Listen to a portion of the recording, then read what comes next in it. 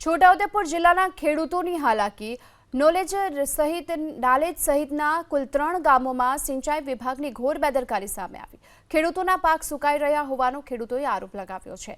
સિંચાઈ વિભાગ તરફથી ખેડૂતોને પાણી મળી રહે તે માટે ડેમ તો બનાવી દેવામાં આવ્યો છે, પરંતુ આ ડેમ છલોછલ હોવા છતાં ખેડૂતોને સિંચાઈ માટે પાણી નથી મળતું। કારણ છે ટીવી સ્ક્રીન પરના આ દ્રશ્યો। સિંચાઈ વિભાગ કેનાલો જર્જરિત બની છે। એટલું જ નહીં, કેનાલોમાં ઠેર ઠેર તિરાડો અને મોટા મોટા ગાબડા પડ્યા। કેનાલમાં જાડી ઝાખરા ઉગી નીકળ્યા હોવાથી ખેડૂતોને મળતું સિંચાઈનું પાણી વેડફાઈ રહ્યું છે। ખેડૂતોનો આરોપ છે, વારંવાર સિંચાઈ વિભાગને રજૂઆત કરી છતાં હજુ કોઈ સમસ્યાનો ઉકેલ નથી આવ્યો। ખેડૂતોએ સરકાર સમક્ષ નવી કેનાલ બનાવવાની માંગ કરી છે। આ સાથે આ ખેડૂતોના આરોપો પર સિંચાઈ વિભાગના ઇન્ચાર્જ કાર્યપાલક ઇજનેરે સરકારી જવાબ આપ્યો કે સરકારમાંથી સૈદ્ધાંતિક મંજૂરી મળ્યા બાદ ટેન્ડરની પ્રક્રિયા કરી જર્જરિત કેનાલોના સમારકામની વહેલી તકે કામગીરી ચાલુ કરાશે।